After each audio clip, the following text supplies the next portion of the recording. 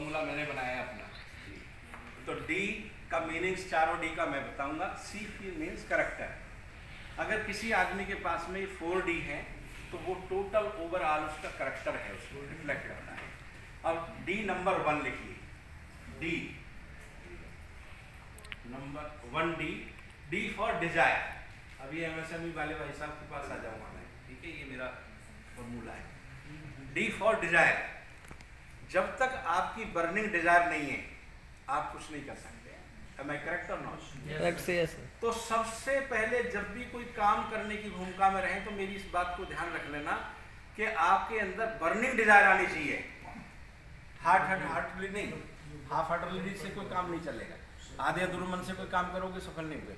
एकदम से burning desire कैसी होनी चाहिए कि जैसे किसी आदमी की मुंडी हम पानी में डाल दें और बाद में कहता नहीं नहीं मेरे छोड़ो छोड़ो छोड़ो मुझे जीना है, तो वो निकले। इस तरह की जिस दिन आपके अंदर एहसास आ गया अंदर से कि I have to do this thing या I have to achieve this thing या दिस इज माय टारगेट, तब आप कुछ करेंगे।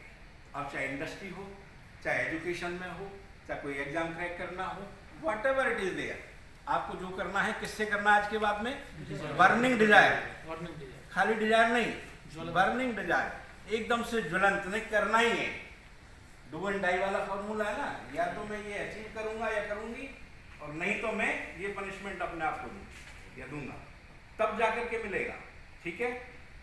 दूसरा डी है डायरेक्शन।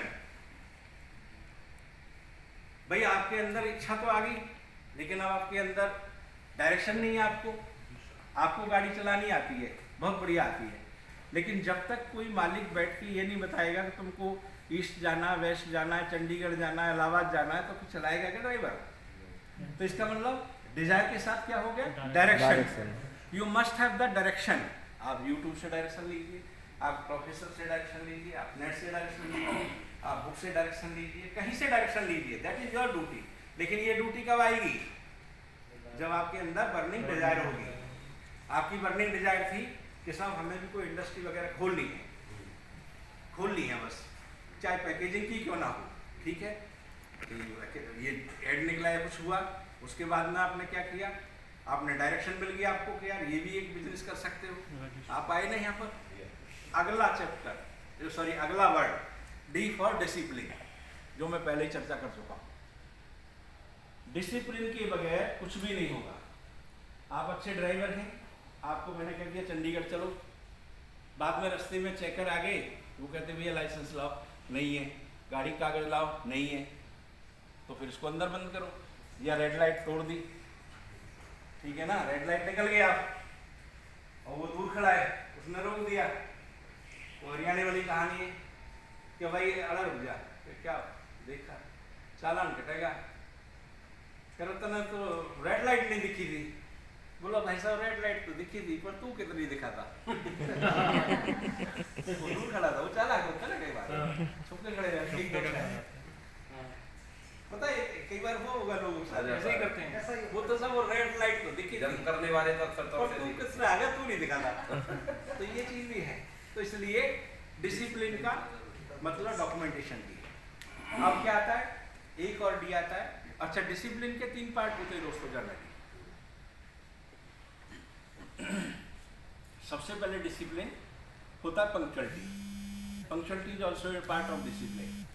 देन सेकेंडरी होता है हार्ड वर्क और स्मार्ट वर्क। डॉक्यूमेंटेशन रखना किसका काम है? स्मार्ट वर्क का काम है ना। स्मार्ट वर्क है ना कि आप अपने डॉक्यूमेंटेशन रखो। आप बाहर जा रहे हो, कॉलेज जा रहे हो, तो आपका आई कार्ड होना चाहिए। आप गाड़ी चला रहे हैं, आपका लाइसेंस होना चाहिए, ठीक है ना। तो ये स्मार्ट वर्क है। तो स्मार्ट और हार्ड वर्क। पहला नंबर क्या है? पंक्चुअलिटी। डिसिप्लिन का काम है। ये यहीं तक पढ़ाते थे लोग कि नहीं भाई टाइम से आना, टाइम से जाना, लेकिन उसके साथ में स्मार्ट वर्क और हार्ड वर्क जरूरी है। जहाँ हार्ड वर्क की जरूरत पड़े वहाँ हार्ड वर्क करिए, जहाँ स्मार्ट वर्क की जरूरत पड़े वहाँ स्मार्ट वर्क करिए। और थर्ड और most important work is accuracy. Exam तो यूपीएससी का बहुत देते हैं, लाखों में देते हैं ना, लेकिन पास कौन होता है? जिसकी एक्यूरेसी बढ़िया होगी। एक्यूरेसी की परिभाषा क्या है? Near to zero defect. Near to zero defect. आपको ऐसे ऐसे शब्द सुनने को मिलेंगे जिनको तुम क्लैरिफाई कर दो। क्वालिटी का मतलब भी यही है। What is the quality? Quality means near to zero defect. Zero defect के जितना नज़दीक होगा उतनी उसकी अच्छी क्वालिटी होगी, और जितने ज़्यादा डिफेक्ट होंगे वो उतनी ज़्यादा खराब होगी। तो ये समझ आ गया डिसिप्लिन का मतलब। उसके बाद में आता है डेडिकेशन। डेडिकेशन का मतलब आपका काम आप ही करेंगे, ये ना हो कि भैया किसी और कोई और कर रहा है। जैसे मैं अपना केस बताता हूँ। एक बार हमारे यहाँ नहीं चलता इधर नॉर्थ इंडिया में, मैं मिजोरम स्टेट का डायरेक्टर रहा हूँ, डायरेक्टर इंचार्ज 3 साल तक। मिजोरम स्टेट को देखा मैंने 2014 से 2017 तक लगभग। तो वहाँ क्या हुआ, एक बार हम ऐसे कोर्स कर रहे थे, कोर्स का मैं डायरेक्टर भी था और वहाँ का भी था। तो मैं लेक्चर देने गया तो एक माताजी बिल्कुल बुरे बाल थे, और वहाँ का पहना हुआ तो आपको पता ही है, वो तो अंग्रेज लोग हैं, स्कर्ट सब चीज़ में। तो क्या हुआ कि वो बैठी माताजी, और उनकी एज लगभग मुझे लगता है 75 के करीब होगी, एक्टिव। तो अपना नोट करने जा रही है, मैं पढ़ाते जा रहा हूँ, मेरी नज़र पड़ी उनसे। मैंने कुछ पूछा, पहले मैंने उनसे, उनका कल्चर है how are you first class ऐसे करके, व्हाट्स योर नेम ऐसे करके, अच्छा you have taken the admission here? बोला नहीं, no sir, my granddaughter has attended your class but today she is not able to come here, that I have to come instead of her, so that the lecture should not be missed.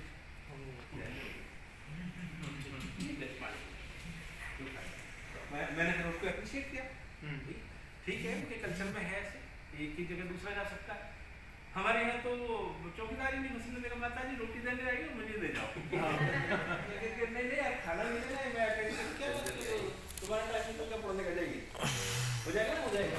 क्यों उनके culture में ऐसा कि देखो सात बुद्धि है ना भाई, उनके बच्चे का नुकसान नहीं होना चाहिए। यहाँ का काम ये है, उन्होंने क्या कहा, I am the educated lady and I can explain each and everything whatever you are explaining me, I am the guide also. हमारी बोलती पर तो कह नहीं सकता कुछ भी। तो इसलिए ये चीज़ें भी अकलमंदी में आती है, लेकिन डेडिकेशन फुल होना चाहिए।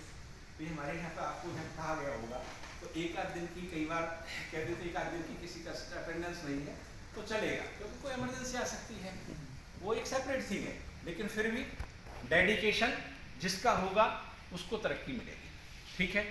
अब मैं लास्ट इस चीज़ का मोटिवेशन का पार्ट मेरा खत्म हो जाएगा। एक चीज़ और लिख लीजिए मेरी, जब भी आप कोई कार्य करना चाहें या करने जा रहे हो, when you are going to start any work and going to do any type of work और प्रोजेक्ट वट एवर यू, मेरी 3 बात ध्यान रखना, ये अनुभव से कह रहा हूँ। नंबर 1 सवाल अपने आप से करिए, Kavita ji, why I am going to do this, मैं ये क्यों करना चाहती हूँ, क्यों करना जा रही हूँ।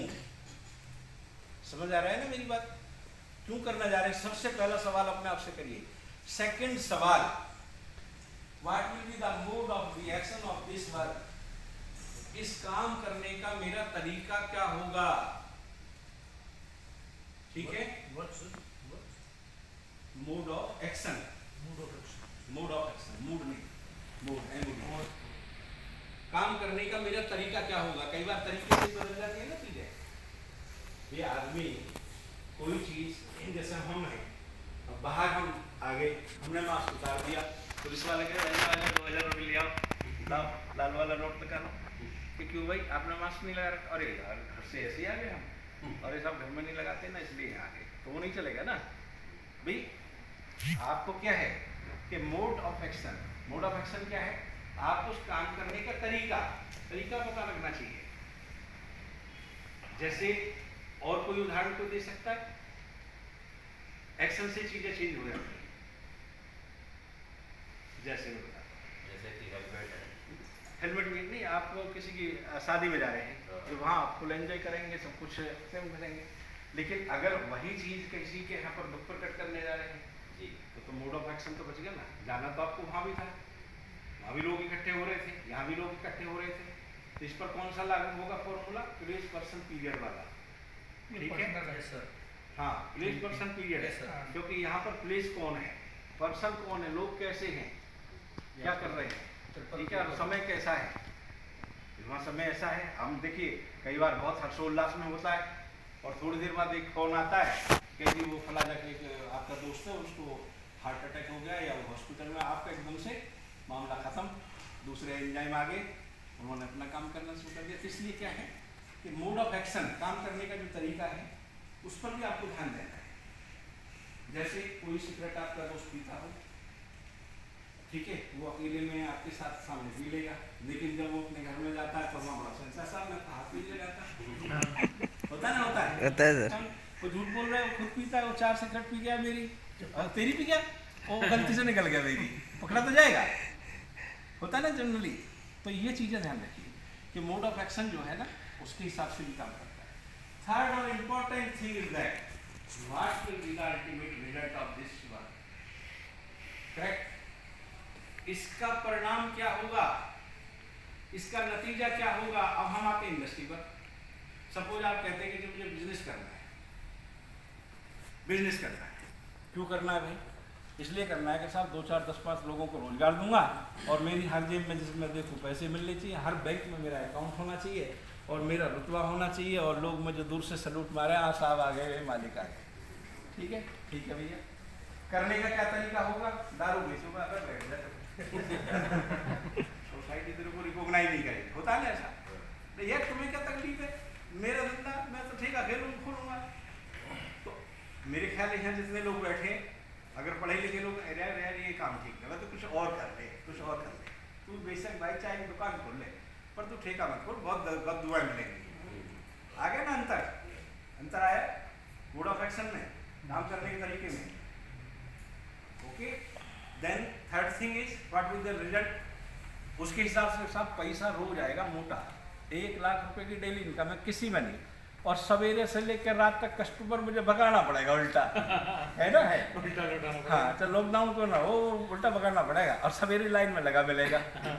तो ये उनके तरीके हैं। लेकिन आप क्या है, पढ़े लिखे लोग, आपने डिसाइड किया कि हमें तो भी अपना पैकेजिंग की इंडस्ट्री खोलनी है।